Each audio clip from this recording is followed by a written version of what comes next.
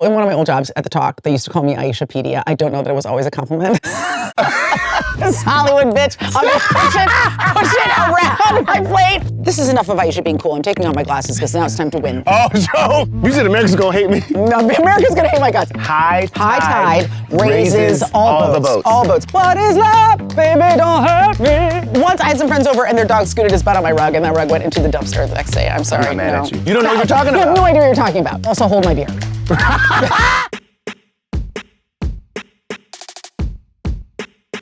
Neighbors, today's house guest is the one and only Aisha Tyler. She's currently Dr. Tara Lewis on Criminal Minds and Lana on Archer, but she's a host, a comedian, and director. And seeing her on TV when I was growing up helped me believe that I belonged there too. And I bet she's the kind of house guest that is cool without even trying.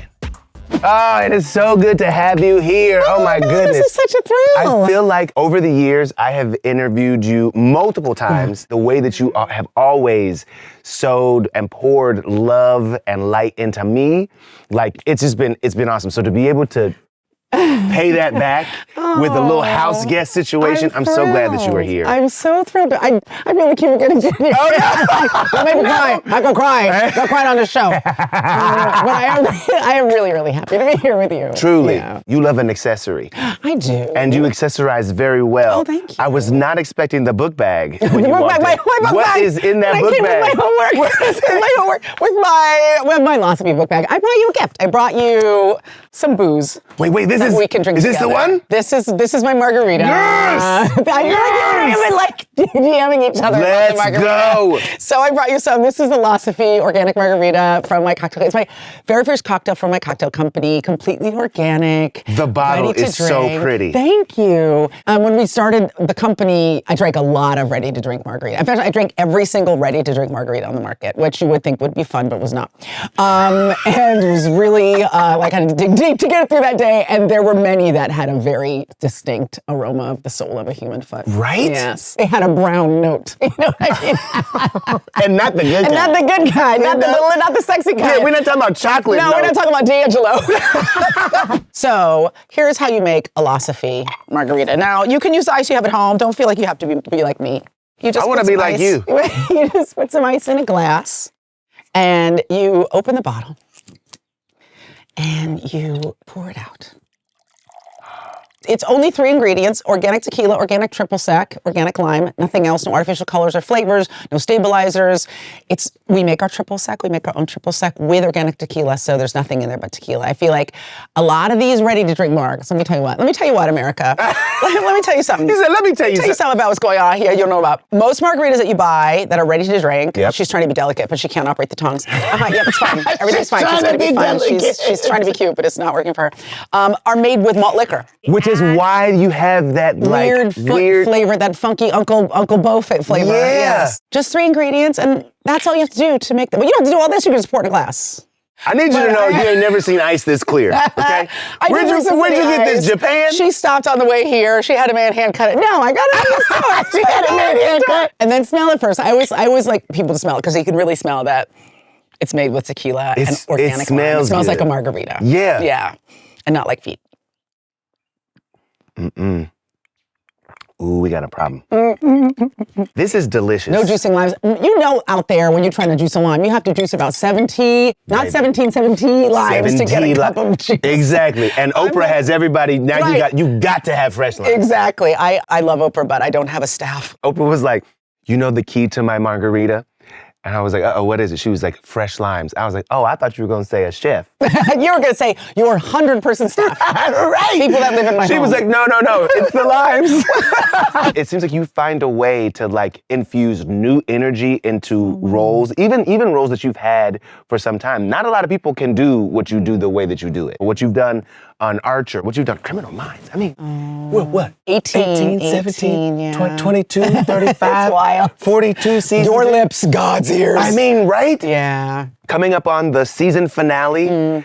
Even the way this season started, I mean, between the pool. This season's great. And really good one. the zookeeper? Oh, the zookeeper. That was my episode. I directed that episode. I know. You sent us through it too. I was really happy with that one. If y'all are not watching Criminal Minds right now on Paramount Plus, Yes. you are missing out. You can go back to the very first episode because we are on season 18 right now, but you don't have to if you just want to start with season 16, which is when it became, Criminal Minds Evolution. I think we really wanted to give the fans what they wanted, but if you were just jumping into it now, one of the exciting things is we have a new profiler, and we've really used him to be like the proxy for the audience, like the Greek chorus, right? Like the ketchup. He's asking the questions that you're asking at home. So if you haven't seen the previous 15 seasons of the show, which is a big commitment, he kind of brings you back into the world. My mama will do it in 3 weeks. She could catch up in 3 weeks. I believe in her. My mom Tell her I went said hi. from zero. I will absolutely. Ma.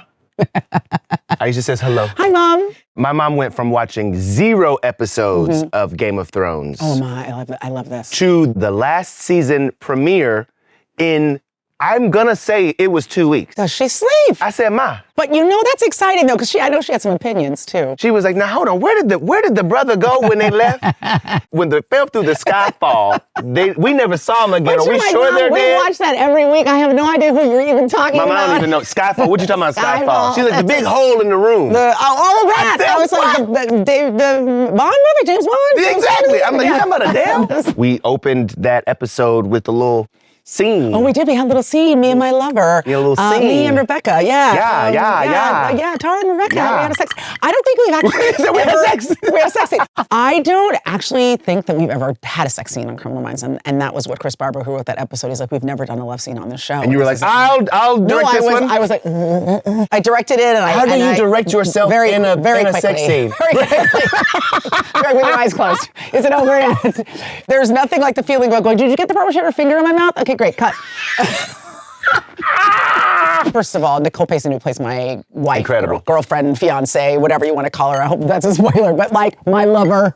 The best thing is that both Nicole, who is queer, and other queer friends of mine have been like, oh, that was a really good lesbian love scene. Like you did, they were like, you really got it right. And I was Baby. like, okay, come on now, just try to honor the community. No, let me tell you, you did it. Out of respect. You know what I'm Pride saying? is every day, baby. Every day. Every day. This ally never stops. That part. I was happy to do it because I really wanted to give it the respect and the love that it deserved. And then I was happy it was over because I was like, I gotta put my pants back on because you're I was like, oh, there's 250 men staring at you. You're like, all right, guys, turn it around. Come on, next scene.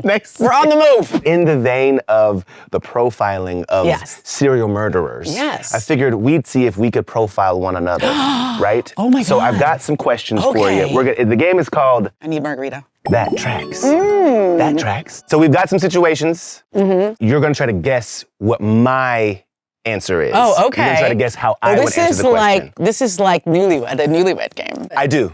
Okay, good. I do too. I do. Spicy Marg or classic? And I'm writing down what you would like. Yeah. You know what's funny is that like you think you don't like games, but then when you're playing games, you're like, You're like, oh, I love this shit. I love this. I really need to win. Ready? Yep.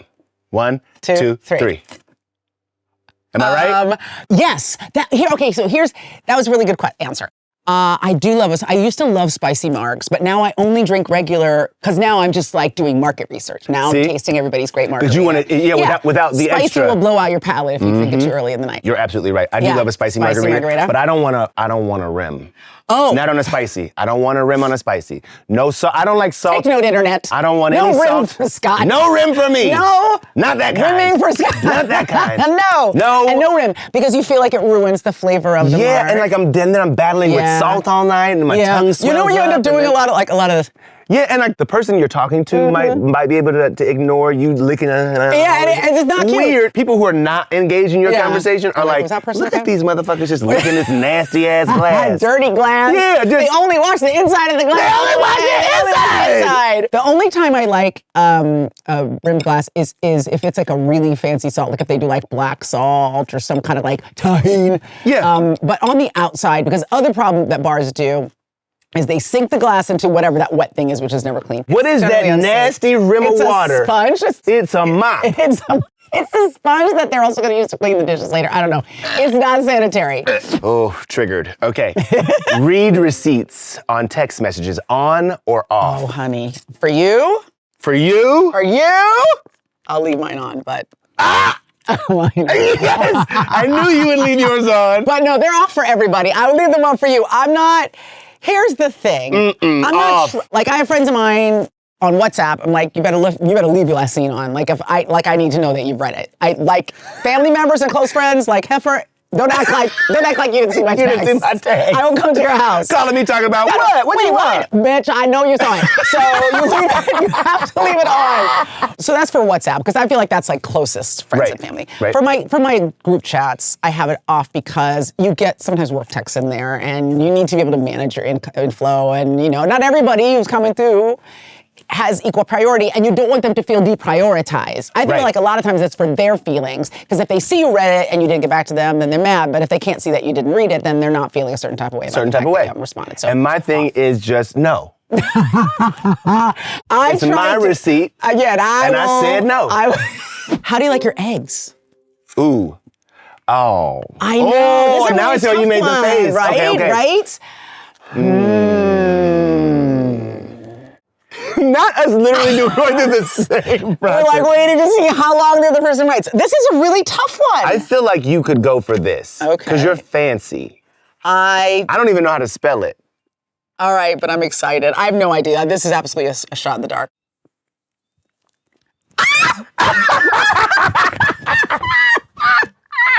Yes, that made me really happy. That's so That made me so happy. funny. Oh my God. Is that accurate? Okay, I'm gonna tell you something. Okay. No way. Poached egg to me. Is it too slimy? I want everything that I eat to be cooked. Fully cooked. All the way. Now, is this, would this? So I do eat poached eggs. I do eat poached eggs because I do like a runny yolk, but mostly I eat hard-boiled eggs because it's in that same like chicken breast hard-boiled egg. Yeah, diet. cook Yes. it. Okay, so what's it marinated in? Some herbs, some spices, paprika seasoned chicken. We're having a chicken sandwich today. I love it. How do you drink your water? Okay. Is it ice water or is it room temperature? Ooh, okay. Which is the best way to drink water? All right. This is how much of a nerd I am. I'm like, I don't like the way that I wrote that up. I'm gonna redo it. I need to get an A in everything. My family loves that about me. Mm-hmm. Okay. Super easy. Oh, easy to get along with. Yes! Absolutely right.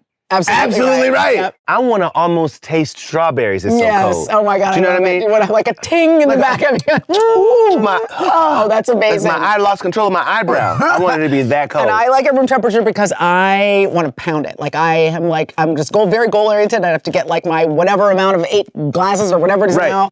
I'm not good about drinking water, so when I do, I get like a liter in at a time. So So it's got to be yes, exactly. room temp. Just trying to get an A+. That's so funny. I'm going to imagine the whole time is lemonade. Oh, like you want it to feel that way. You want to trick yourself. You want like sweet tea. Yeah, this Sprite sure is nice. Oh my God. Are you just sipping it all day though, or are you kind of? Yeah. Mm-hmm. Sipping it all day. That's me.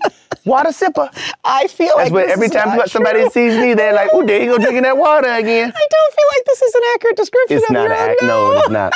I have a hard time. See, I'm have a hard always time like, drinking water. Yeah, I'm like, I have water in this. Yes. Oh, there's water in there. I did a story on coffee because it was like coffee's dehydrating you. Yeah. The caffeine is dehydrating. It's like actually. That's untrue. It's untrue. There's untrue. plenty of water in there. There's plenty of water in your coffee. Which is good because I love coffee like it's a person. Same. Like literally in the morning, I'm like, Couldn't wait to see you. I know you miss me. How you doing? I have this. Kiss in the glass. She's so cute. She loved me. She loved me. And when I found out that it was good for a workout, like so I have this whole regime where I get up and I have my espresso and then I do my workout and then. Wait, you do an espresso shot before your workout? I do before my workout, yeah. It's supposed to be, this is just so exciting for the people at home. We love a good tip. Oh, okay, good. It's supposed to be really good just for kind of like kicking your metabolism into high gear. It helps you like metabolize fats in your blood more quickly and it optimizes for performance. So much so that like there's a limitation on how much caffeine like restricted athletes can take before they play sports. Dang! It's really effective. So like 2 shots of espresso before like a race or like a big workout. You know, it's like a natural pre-workout. You're welcome. In one of my old jobs at the Talk, they used to call me Aisha Pedia. I don't know that it was always a compliment. I I don't know that it was always a compliment. I don't know that it was always a compliment. It's crazy. Yeah. Let's ask Aishapedia.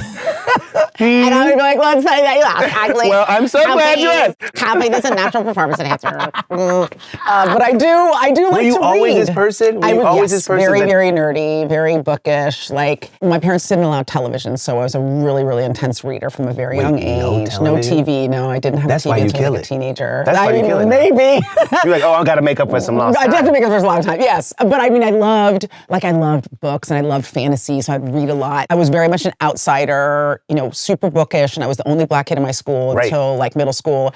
And only black kid in the school? Oh, in the whole school, yeah, until the 8th grade. And then I went to another school where I was the only black kid again, and then I got to my high school, and then it was a little bit more diverse. But I always was the outsider, so I feel like telling stories was really. I was like, if I can just connect with people, I can connect with people, and I can, find a way in. That'll be the way. Which also explains a lot because you are very good at making the connection, but you also don't necessarily seem like you are.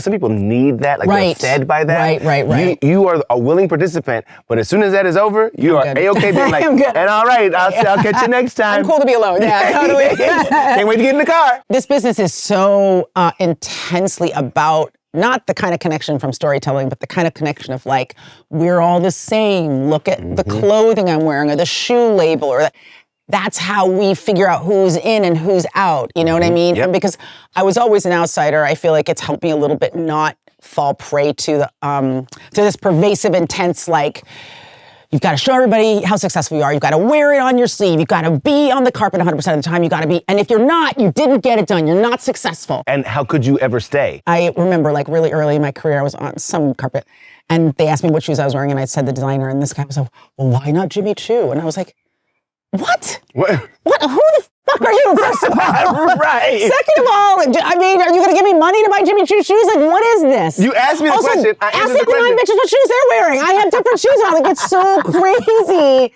This like, are you in or are you out based on how much money you spent, not based on, your creativity or how kind you are to people or what you're trying to give back. Or if you're good. Or if you're good at your job. Just like, so much is about what they're wearing, what they own.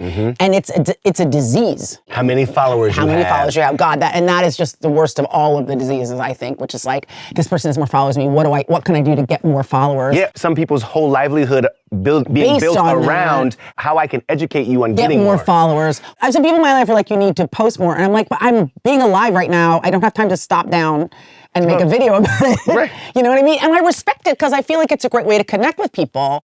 If that's the way you choose to connect with people. What's so exciting about this show for you is I feel like people are getting to see a side of you they don't get to see in those little snippets, in your TV job, to see that you're so much more expansive than that. And I think it's really inspiring for people, but it has to be on your own terms. Right. It needs to be something that you want to share with people, not something that you feel forced to share. Yeah. Because in order to hit the algorithm. I got to post 3 times a day. I have a lot of respect for people who can do it, but I'm like, you got too many dots at the top of your story, homie. Like, what? Did you have one conversation that wasn't on camera today? Like, what's going on? Too many dots. Too many dots at the top of your story. It's too many dots, bro. It's too many dots. Every day is on them damn dots. Every day is like it's a Tuesday. It's not your birthday. Okay, so on your story when you post someone, they're tagged and you share it, right? Yeah. And then the person who's tagged, they share it. Right. And they maybe say, oh, thank you so much. Do you share the thank you so much? Like this? And now we're like the window is like we're do. We're like it's like Inception. We're like 5 levels in. We're like if you say something again, I'm gonna post it in. And now the video that was when you look in the mirror, the mirror. Yeah. Yes. The original post is this big because it's just the two of you going back and forth saying, "Nah, girl, now you go." Anybody even here? So like, is it just me? Today, I posted something. I tagged 2 friends. They reposted me, and I had my finger over the repost button. I said, "You almost did it. Cool. I'm good." You said, "No, at least they saw it twice. They know. You see it 3rd time. It's fine. And you know what you're doing. You're like, look, I have friends. And they like me. And they like me. And I like them. And they like me back. And you're like, touch grass. Go touch grass and have a beer. Why don't you go meet the person in real life and have a beer with them? And please get up off of my motherfucking too many Instagram, dots. please. You have given me a new piece of lingo. It's too many dots. Too many dots. Too many dots. If it's not your birthday, you are allowed 10 dots. If I see 25 dots at the top of your story, I'm gonna come to your house and smack you in the face. It's too many. Did you just pull one? Because that one is not a good one, so do that one. Ooh, what was that? It says, do I allow dogs on the couch? I don't have a dog, so it feels like but yes, I mean, no.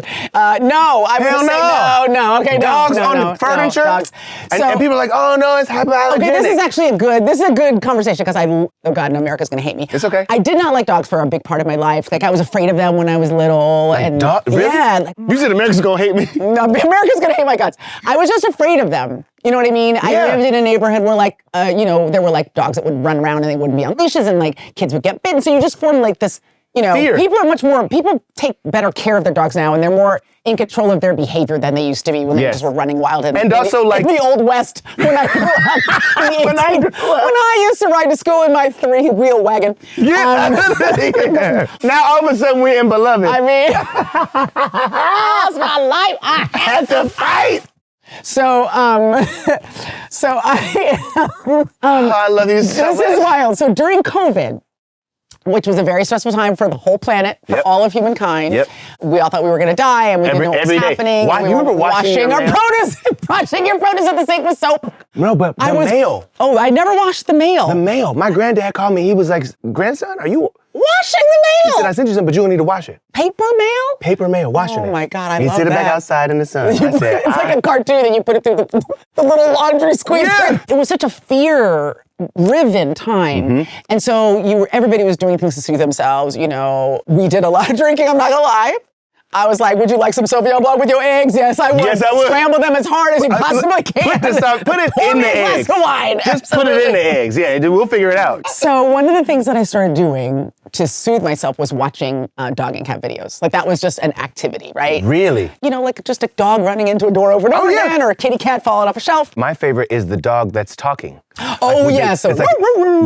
Oh, my God. I love you. I love it. I love you, Husky. There are super cuts of dogs that are all saying I love you, which is the best. It's my favorite. So there's a super cut of cats, and they're doing something naughty. Okay. And then the owner says, hey. And then the cat acts like they're not doing something naughty. So I'm a cat, and I'm going to knock this off the thing. And then you say, hey, say hey. There is a super cut of cats doing that. It is the best thing I've ever seen. Pick up, hey. And it got you through.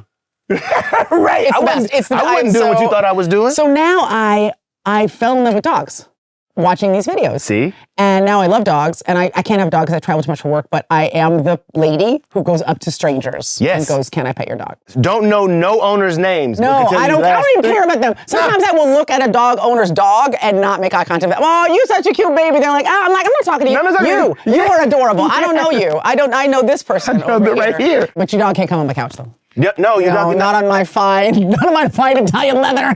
No. No, absolutely not. No. And with all this floor? Once I had some friends over and their dog scooted his butt on my rug and that rug went into the dumpster the next day. I'm sorry. I'm not mad at you. Scooted on my fine. Just raw booty Yes, just raw booty on my, it was like a beautiful kind of seagrass, so it was like very kind of like tactile. You can't get doggy booty out of that. No. Goodbye to that rug. What is the best type of apple? Ooh. I love apples. And when I was 5, my father was like, young people should have a job. So my first job was that I sold Red Delicious apples at the flea market I'm so on sorry. Sundays.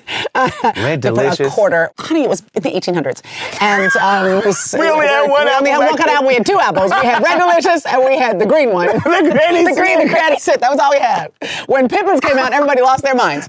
So the variety that you young people have today, you'll never know. I cannot stand you. There was only 2 kind of apples back then. There was red one and a green one. Come on now.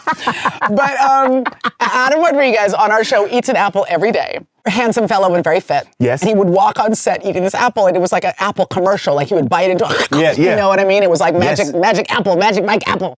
And so just after a few weeks, everybody else just started eating apples too. It's like, now I eat an apple every day. Influencer. Yes, I told him, I said, you're an influencer. You're an apple influencer. In real life, didn't even have to do it on Instagram. See? No dots.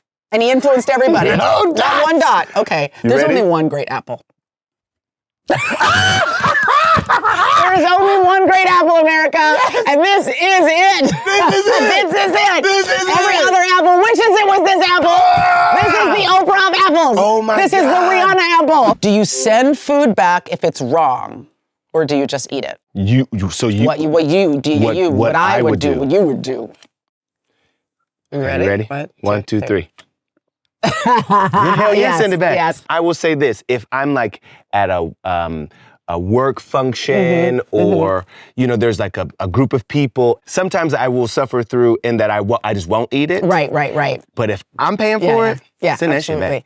And I feel like, because I was a server, I did every single job in a restaurant. I was a bus girl, I was a dishwasher, I was a server, I was a bartender, I did all of it.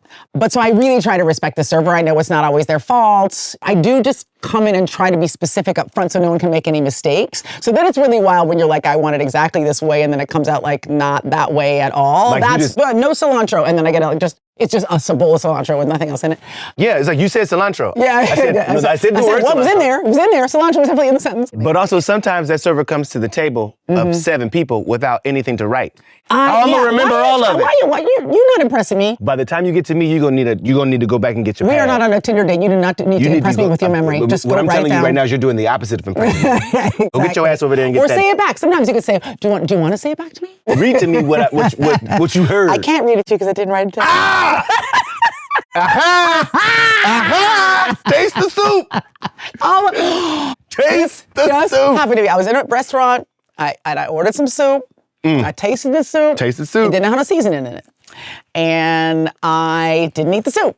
And then I wasn't even going to say anything about it. I was like, it's cool, I'm not hungry, I don't need the soup. And the waiter came over and said, do you not like that soup? And I said, it doesn't have any seasoning in it. And he said, oh no. He went to the kitchen and he said to the kitchen, she's not going to eat the soup. I was like, can we be a little bit more chill about this? Wait, you can hear? Right there. She don't like the soup. She ain't going to eat the soup. But I was very calm. I wasn't trying to light anybody up. She ain't gonna eat the soup. She don't like the soup. She don't like you. She don't like your kids. She hates this place. You and your mama, she said you ain't gonna be shit. She already tweeted this place ain't shit. I just didn't want to eat the soup. Right. So then the chef came over. So I just said to him, I said, this is from watching too many shows on like Cooking Network. I said, well, did you taste the soup? Did you taste the soup? Try it. Did nobody put no seasoning in that soup? You skipped this bowl. No, you forgot it. You just put or maybe somebody else did it. Anyway, so it was very funny because he was very grumpy. And I said, it's cool, I don't mind. I'm just okay. And I went back to that hotel like 3 months later and he was like, I seasoned the soup. I was like, I don't really know what to say.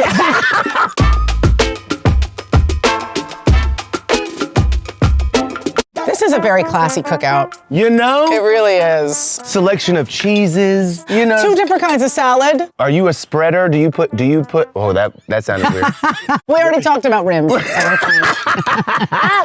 Are you a saucer? Do you put sauce on your buns? Yes, I do. I've got some aioli. I do. But I feel mayonnaise. like everything that happens after this is just going to disappoint you. Because I am one of these people, I will have a bite of a sandwich and then I will pull the meat out of the middle. So it's like, why am I going through the effort of making this sandwich when you know I'm going to have one bite and then I'm just going to eat the chicken out of the middle? It's just so sad. It's really sad. I mean, like, it's just so Hollywood. It's just too much Hollywood. I hear I'm that. like, I have a certain amount of carbs. It's going to be a glass of wine. It's not going to be a bun.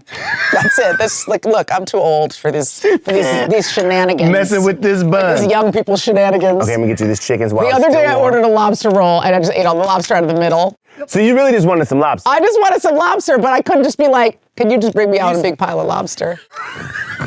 Here's something I've tried to eat 3 times, because I will eat weird shit. Like, I love whelks, which are like they're like tiny little sea conches. You eat them with like a pick and they taste a little bit like shrimp. I'll eat almost anything. Like an escargot. It's like a sea escargot, but it tastes more like a clam than an escargot. But I'm glad you mentioned it because I tried 3 times and I don't like escargot. Like guys, could I just be more holly? Every time I go to Paris. I tried the escargot. I'm in the city of love. And which is the only place really to eat escargot. I mean, if you're going to eat escargot. You better eat it. Anyway, whenever I go, I think, okay, I'm here, I'm going to have it. And it's going to be better this time. And it's going to be better this time, and it just tastes like dirt. Now, here's what I'm going to tell you. I'm doing so very little right now. I'm just with my bun and my chicken acting like I'm going to eat it. This Hollywood bitch. I'm going to push it around my plate with a fork like I'm on Blue Bloods. They just pretend to eat, but they never eat. Move it around, hope nobody sees you. You said, why am I sitting here? Send me some kale salad, which I actually recognize and understand. It's delicious. The chicken is delicious. Perfectly seasoned. See? I had my one bite of bun. It's very exciting. We were talking off camera about some of your time in Ireland.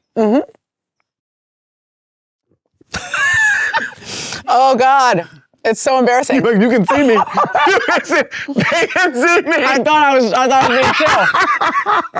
I thought I was being chill with the bun. Wait, the silence. I looked at you. The bun mutilation. Look at me, I'm hideous. Don't look at me. Don't look at me. Don't look at me. You were in Ireland. I was. And you weren't just like kicking it in Ireland. No, I was were directing a Directing. film. Yeah, it was my second movie, which was great. What does that feel like for you? Because I would imagine the second one is even maybe more special than the first. There's a different set of fears associated with the second one because you're like, was that a fluke?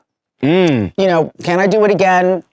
You know more about what you don't know. Like the first time, everything is new. You're kind of muddling your way through. Yep. For the second one, you're like, did I learn enough? Will this be an improvement? Will it be a better expression of who I am as an artist? Yep. I love directing and I find it to be a very joyful experience, and that really drives me forward. Like, it's really important to me that everybody on the film enjoy the experience. I feel like if you can create an environment where people are doing their best work, where everyone feels like safe and able to pitch and be brave, and you know, I always say like not every idea is going to make it into the movie, but I want everybody to feel like they can bring their ideas to set. I want everybody to feel like it's a place there's a space for everyone. Yeah, that there can be a dialogue. High tide raises all boats. And as a director, I'm a coach, and my job is to assemble great athletes and help them do their best work. But you said the boats. High tide raises all boats. Say it one more time. High tide raises all boats. You say that like so easily. High tide raises all the boats. boats. All boats. At this point, looking back at the things you have done in your career, does it match the dream that you had for what you wanted to be when you were a kid? You know, selling apples, right? Apples. Were you selling like them red apples? The red, not delicious apples? Red, moderately tasty apples. What's wild is it not in any way, but it's completely outstripped what I ever expected from myself. Really? How in no way does it? First of all, I thought I was going to be like a lawyer or a stockbroker or something like that. I mean, I was a very bookish kid. And I was like, I'm going to go to law school. Well, first of all, I wanted to be an astronaut. I did. I really wanted to be an astronaut for like most of my childhood. I was super into space and like, you know, going to the Space Museum and reading science fiction. And like, I really was like, I wanted to be an astronaut. And then I figured I have to be in the military and do, right. You're like, and do a bunch of math, which I always like liked math. Did do a bunch of math. I liked math a lot, but I, you know, at some point, like my love of math outstripped my like ability for math. Hello. But yeah, I mean, even when I started out as a stand-up, I thought I just want to be a working stand-up. I just want to make people laugh. But I do think that like what happens as you grow as an artist and as a person is if you're testing yourself constantly about what you're able to do, the scope of your abilities and your skills will expand asymmetrically, right? So you try something, you've discovered you're good at it, you lean into that expands, it introduces you to new skill sets and new experiences, and then you want to lean into those. And so gradually, your skill set just grows and grows on its own. Right. If you're a curious person and you're pushing yourself to do new things and to grow. And I think the big challenge for adults is that we get into a state where we're comfortable, where we're good at what we do, where we like doing well, and that, you know, human animals like comfort. We like to cruise. And so most people are like, look, I'm going to stay in my lane. This is what I'm good at. I'm going to do this forever. And then you look back and you're like, wait. I didn't do any of the stuff I wanted to do. Or something reminds you of the dream that you had, and you're like, oh. Right. Or people just, they fear failing. You know, I mean, it's just a natural human concern is I'm afraid of failure. But, you know, and I wrote a whole book about it, about failure being actually at the core of growth. Like you cannot grow, you cannot succeed without failure. You have to be able to risk it, you have to be able to experience it, you have to, I always say, like, people never get funny when they kill. They get funny when they fail, when they bomb. And they go, oh, shit, I better go back and do some new stuff. Right. But also, the bombing makes you fearless, because once the worst thing that's ever happened to you has happened, then you just... like, come at me, bro. Right. The title of your book. How did you settle on self-inflicted wounds? I had a podcast for 5 years. And it was a podcast. It was an origin story podcast, which a lot of them are, but it was mostly... It was called Grow on Guy, and the section at the end of the show was always a segment called Self-Inflicted Wounds. And I was like, tell me something that went wrong in your life that was your own fault. Like you can't blame your parents or society or the man, you know what I mean? It went wrong, you know, and ostensibly like what you learned from it. Right. It was comedy driven, but it was also about humanizing these extraordinary people. Because I had like Anthony Bourdain and Chris Rock and Charlize Theron and Viola Davis. And so I wanted to show people when they were listening, like, this level of excellence comes from strife And failing, and failing. Yes, and failing. and that these people aren't magical. They're just people who persisted through failure. Like success is not the absence of failure; it is persistence through failure. And so these people that you think are incredible would be like, oh, here's like this time when I vomited all over a date, or I shit myself on stage, or I'd be like amazing stories. And so the book was then a collection of all of my own self-inflicted wounds, but it was really a book about embracing failure in your life. You've been able to achieve some pretty remarkable things in your career. I mean, even thinking about some of the roles you've been able to hold for the number of years the shows have been successful.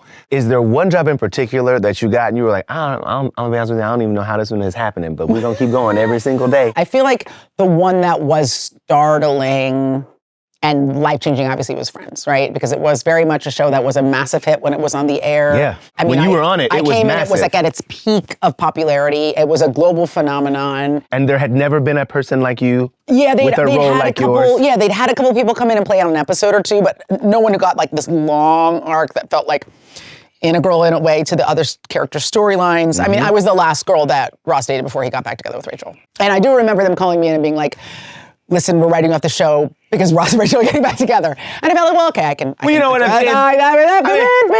We're on a break. It wasn't like I had a say in the matter, but it felt. But at least they let you know. It felt right. Yeah. Yeah. I remember very vividly, like just being terrified the entire time. So I wasn't like, oh, look at me. I was just like, Wait, terrified why? Because the show was so big? Because they were the best at what they did. And I had heard while I was there that a lot of people had come on the show and like completely melted down. Just being intimidated. Right. You know what I mean? Like, like a well-oiled cast. They were very close. They were very good at telling a joke. Yeah. There was nothing as good as that show in terms of comedic delivery, timing, writing at the time. And so, people would come on and they would just be like, I can't do this. I don't know how to do this. And there was another thing, and I feel like it might have been Matthew Perry who said it. He was just like, it's just, they're never gonna laugh at your jokes, or they're gonna laugh at our jokes. You know what I mean? Like, and he wasn't even like in a bad way. He's like, don't take it the wrong way. Like, just roll with Don't take it personally. Just keep moving. Yeah, it's like it's tough to win in here. It relaxed me a lot at that moment because you feel like, okay, I'm not doing it right. I'm not telling the jokes right. And really what it is, you're the day player and you're next to the heroes, Whoa. But yeah, it might have been Matt LeBlanc. I mean, they were very, very, very kind to me. And they made it as easy as they could because I think they also knew how hard it was to step onto that movie train and not lose your shit. After you were on the show, there are a lot of people who are like, you get on these huge shows and then your life just changes. Was that your experience? Yes or were and you no. Like I've told this story a bunch of times, but very specifically on the first live taping day, my first episode, as we're going, you go out and you do the show live in front of an audience, and then at the end you go out and you do a curtain call, everybody bows. And Matthew Perry leaned over and said, get ready for your life to change. And it was a really, really kind thing. Like it was very much like a congratulations, like this is rarefied air and welcome. And it was really, really nice. I really felt, because I was like knock-kneed the whole time, just like, don't fuck this up. Right. It just felt like, good job, kid. And that was really, really like a nice thing. And it did. I mean, it went from being on, I had a show before that called Talk Soup. Talk Soup would air like, 30 times a week and like multiple day parts on E. You know what I mean? Yes. Like, wherever there was a hole, they would shove us in there. But I'm gonna tell you, Talk Soup is one of the reasons why I'm on television. Really? Absolutely. Talk Soup, TRL, Yeah. 106 in Park. These shows were centered around people being able to bring you into a scenario, to connect with you in a way that felt like you were one of their friends. And the way y'all moved through those moments, like they inspired me. Oh, that's I was able to amazing. see, and especially people like you was able to see myself, my family members. And so I never even operated with this idea or this belief that I didn't belong on television. Right. I was able to not only see, but hear and relate to, people who were on television. I mean, that makes me super happy. I feel like if I have, other than like my own kind of creative goals, I feel like my purpose is to create space for people to come behind. Oh no, you're like, there are some people who like, when they talk about like creating space, what they really mean is like more space for them to move through more comfortably. But you are one of those people that as you're plowing through, you're like pushing shit out of the way further than you need so that the folks behind you have a clearer path. It's pretty incredible. It's pretty incredible. Thanks. And this shit ain't easy.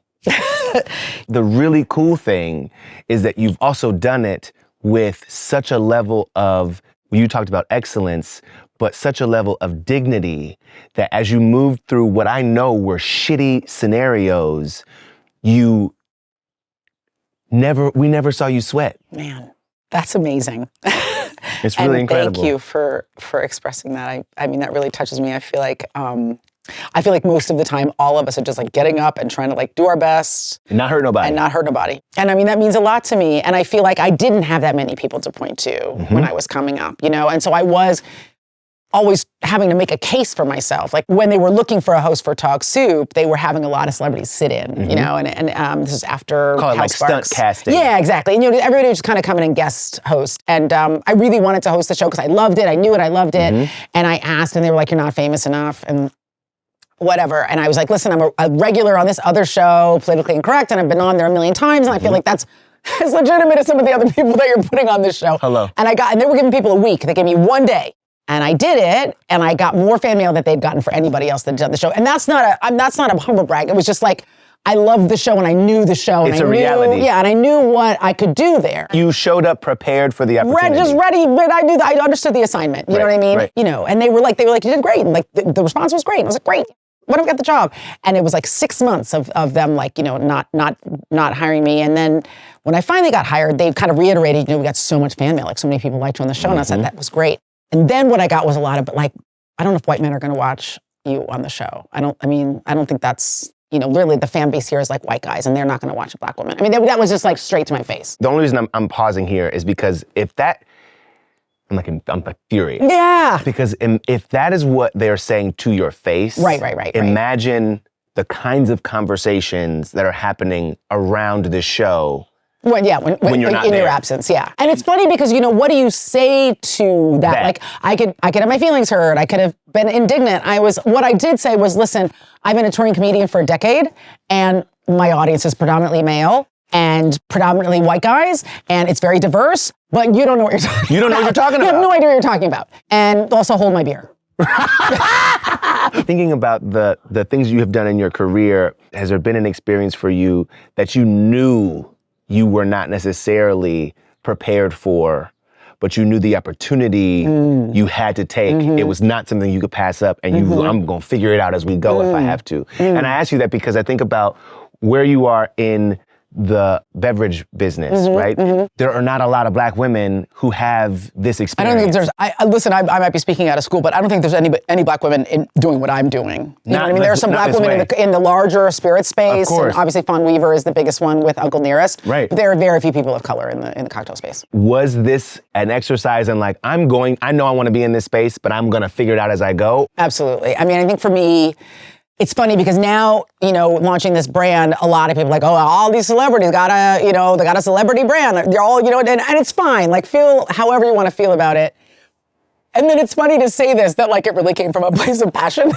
But it really did. It was like, I loved cocktails and I wanted to bring that love home for people. Right. I traveled alone for such a long time. You know, you'd be in, you know, whatever, Poughkeepsie, Cleveland, Detroit. So I would be eating room service and I'm like, this sucks. This is pathetic. Right, you know what I mean? Up here in this hotel eating like my 70th fucking chicken Caesar, watching Law and Order reruns that I've seen 18 or 19 times. Like, get up. So I was like, I'm gonna take myself out to dinner. And I would take myself out to dinner in these towns and I would meet all these great bartenders and I would have some amazing drink. And then I would go home and I would want to recreate it at home for myself and I couldn't because it was like so fancy. So I started teaching myself how to do it. And that was really where it came from. I was like, I'd come home, I want one great drink. I didn't want to make a mess. And I thought, shit, if I want this, probably other people want it too. Right. How did you move past the first iteration when it did not work the way that you wanted it to go? Right. And decide that wasn't the signal that it wasn't that for I should you? Stop, yes. Like, how did you discern that, I hate to say failure because it doesn't feel like failure, but it was just a learning experience, you know? I feel like that attitude is the attitude I try to bring to everything in my life. You know, I had I was raised, my parents separated when I was 10 and I was raised by a single dad and my dad was very much like you'd fall down and he'd be like, you better get up. Get your ass up. I just remember I broke my arm at camp. He's like, you better ride that bike home. Ain't nobody picking up that bike. I had to ride all the way back from camp with a broken arm. I mean, like, You better ride that bike home. Ain't nobody picking up that bike. You better get that bike home. Why can I hear him? Why can I hear him right now? I would always go, Jesus Christ, Daddy. Go, he ain't gonna help you. I just was raised as like, you just had to get up. Get up. Get up. And it really helped in this business because, everybody it's just constant rejection. And it is personal. You don't take it personal. It is personal. What you mean? We don't want you. We want that guy. You talking about me? Exactly. You're saying we don't like you. Nah. Too tall, too short, too black, not black enough, too fat, too skinny, too ugly, too loud. So, I had a cocktail company, and then to move to this new reiteration, I was like, okay, what can I learn from that experience? And how can I apply it to this new thing? Because the passion was still there. Looking at anybody who's successful in business, almost all of them will tell you that they had a bunch of businesses that didn't work. Right. And then I found someone to run my company who I trusted implicitly, who had the same vision as me.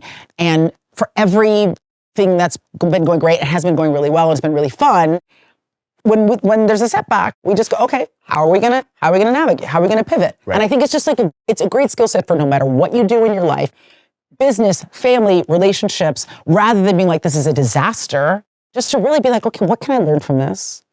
How can I grow? And sometimes what you're learning is like, I'm not gonna fuck with this person anymore, but like. right. But Trust your gut. Yeah, but in that, what's the Bruce Lee documentary, Be Like Water? Like move like water. Yeah, be like water. Because it's not, you don't lose, you learn. Even Earl agrees with that. Earl the Rooster? Earl the Rooster, I don't know if you heard him when you were talking earlier. Earl was like, that's a word! That's a word! I heard him. I did not have you doing rooster impressions on my bingo card today, but. B17. That's a word! That's a word! Kind of sounds like my dad, actually. You better ride that bike on. I used to be so mad because all the white kids' dads and moms would drive them places. My dad would get on the bus. Ain't nobody take you to a party? You better get yourself a bus schedule. He never took me to a damn place. Not one time. But my God. I thank him for that because I'm very self-sufficient. Exactly. Very self-sufficient. I bet your ass got on that bike. And I'm like, Binky's mom drove her to the party. Well, call Binky's mom, see if she'll pick you up. Binky's mom ain't got no job. Binky's mom ain't got no job. Binky's mom did not have a job. It was true. Binky's mom drove a Volvo. I love you so much. Let's play this game. Oh, game! Oh my God. When I tell you the tears in my eyes. Nobody in America look at how little food I ate. I'm a monster.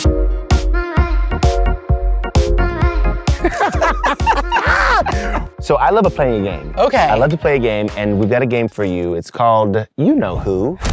Feels very collegiate. I suspect to start doing flip cup or quarters. Yep. We're taking shots. Excited. Okay. Oh God, no. I figure you'd probably do very well at this game since you I hope so. pretend to profile people for a living. I do pretend. You know what I mean? Yes. And so we're gonna get some clues. Okay. They're gonna point to one person. Right? In order to take the guess, though, you gotta hit the buzzer. Okay. If you get it right, you stack your cup. Oh, fun. This is enough of Aisha being cool. I'm taking off my glasses because now it's time to win. Oh, so now you gotta focus. Yeah, she was trying to be cute. But now it's on. Now it's time to now win. it's time to win. Queen, what's love? Uh, Queen, what's love? okay. Tina Turner. That's the only answer. Angela Bassett? Yay! But I don't know. Oh, Queen. Oh, Queen from Black Panther. Okay. First I was like, the band Queen? Does the band Queen have a song called What's Love? Then I was like, what is love? Baby, don't hurt me. Don't hurt me. Okay, I have to tell you something. So they be setting me up. Okay, I just want you to know. They be setting me up. So you can go ahead and stack your cup. I will. But I want y'all to know. It did the thing. Did the damn thing? Angela Bassett did the thing. Oh, she did the thing. Okay. I want you to know right now, my eyes are on you. Okay, I'm watching you. I can see you. Okay, so you stacked your cup. You got a point. He's already a little salty. Huh? Yeah, I am. Yeah, I'm a salty rim right now. Hee-haw, red leather.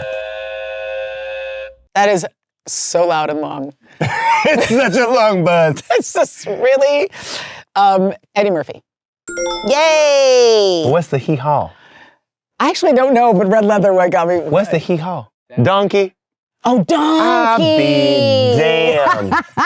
That's a nice boulder. That's a nice. I see how this gonna go. Bark like a dog. Okay. Simba. Is it Kim Kardashian?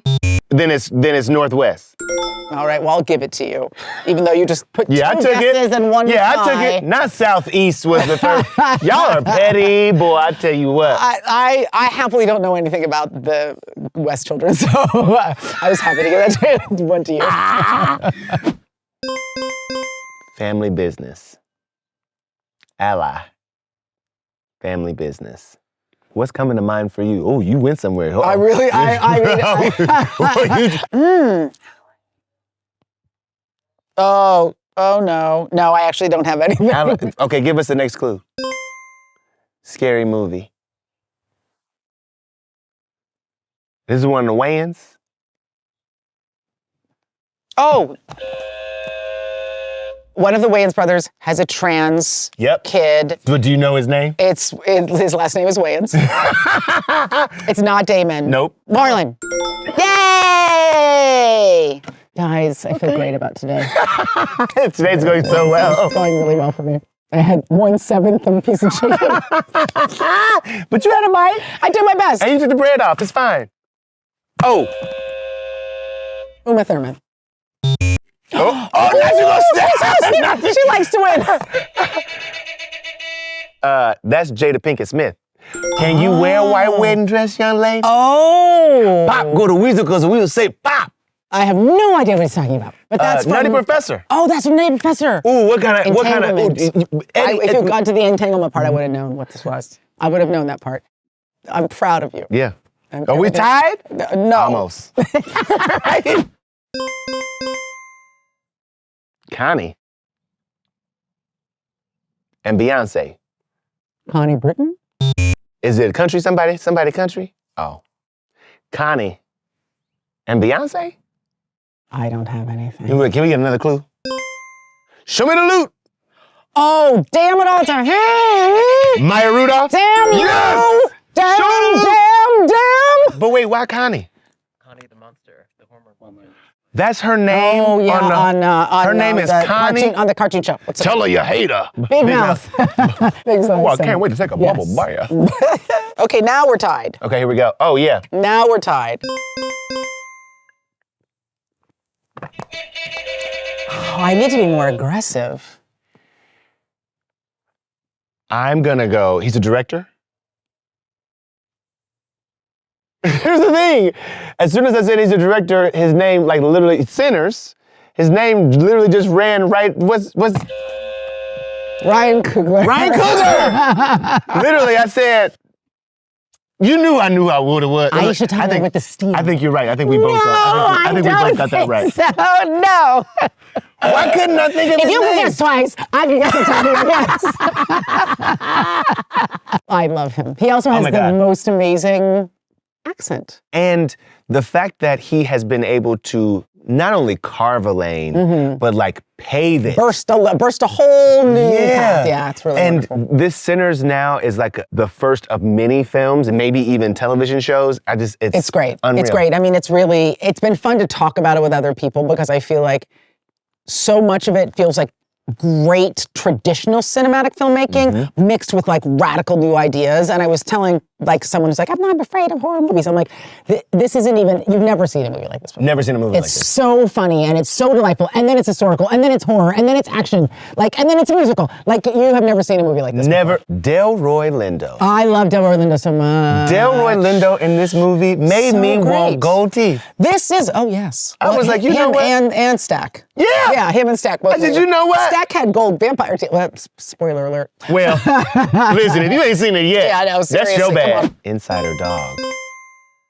Insider and a dog. Somebody play a dog? But they were inside, they were an insider? Insider. Not you immediately went to go looking for a lighter. You know, when they look up into the left, they're lying. They look down into the right, they're thinking. Oh, that's a profiler I don't know thing. that I have this right. Al Pacino?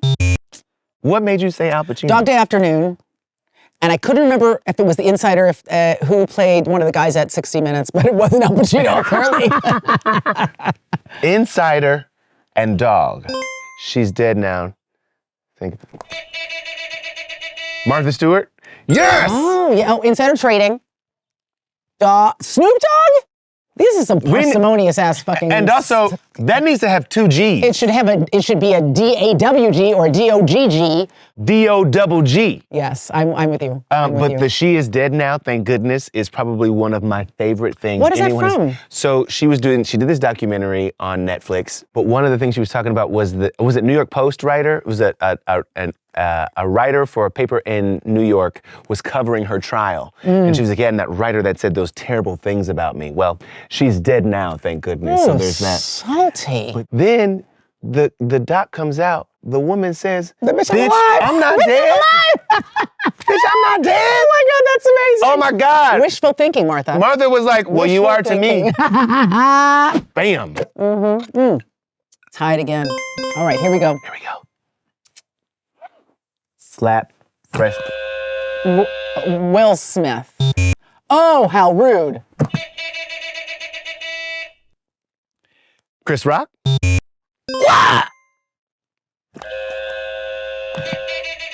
Martin Lawrence? Now hold the hell up. I know. Right? No. Hold the hell up. This is a hornswoggle. You got Slap. This is a gas lamp. You got Fresh Gaslight. Prince. You got Big Mama. It's not Chris Rock. It's not Will Smith. It's not Martin Lawrence. It's a woman. It's a woman.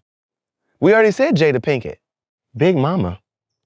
I'm in just Big Mama's house. Wait. Y'all not talking.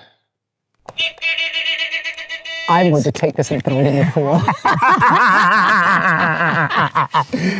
Nia Long? Yeah, you know what? I don't even want the point. No! I love her, but that feels like... That does... What? Slap, you talking about Tay Diggs. Fresh Prince, she was a guest? A guest star. Who's watched every episode of Fresh Prince of Bel-Air? You ever wanted to fight people on your own team? Oh, all the time. Yeah. I mean, I'll fight them for you if you don't. Exactly. Right after I throw this buzzer.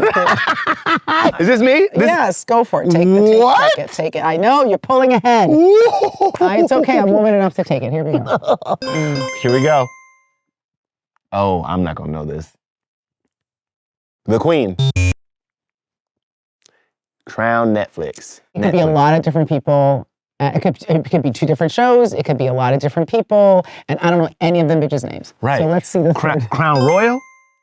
Edible Flowers. You lost me. Edible Flowers. Netflix. Crown. But I don't know any of I don't watch that show or any of those shows. Anything. Oh my God. How dare you? Oh my. I know. Megan Sussex. Markle the Third. Is that right? Oh yeah, that's great. That was great. That was a good one. You won. I'm happy to get this. Oh my I God. will never be reappearing on this show. He's dead to me. I need you to Much know. like that reporter, he's dead to me. Oh my Yeah, God. I would not have gotten that at all. I went The Crown on Netflix. Like the Crown, I was either thinking of The Crown or I was thinking of Bridgerton. But I do know Megan Sussex. I know that she's no longer Meghan Markle. She's Megan now- Sussex. Yeah, I don't know why you keep calling me Meghan Markle. When you know that my name is Megan Sussex. Yeah, explain the edible flowers. She loves an edible flower. Does she grows edible flowers in her yard? Well, not her yard. Apparently, it's the yard of a house that she rents.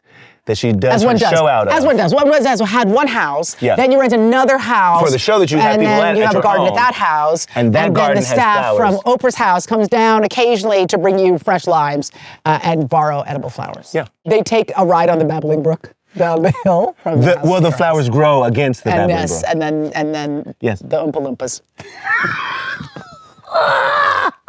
I love you so. What a joy. Oh my goodness, you are the bomb. What a joyful, Thank you so much. joyful experience this has been. You're so Boom. great. If you have not subscribed, hit the subscribe button right now. You Yes. don't want to miss moments like these. Like these. Come on, neighbor. Pull up. Edible flowers. Edible flowers. I think I'm Next doing it. to the Babbling Brook. I think I'm doing it wrong. No, we're definitely doing it wrong. Okay, You good. thought you had fancy ice, but if you're not able to season your food with a flower, you're doing it all wrong.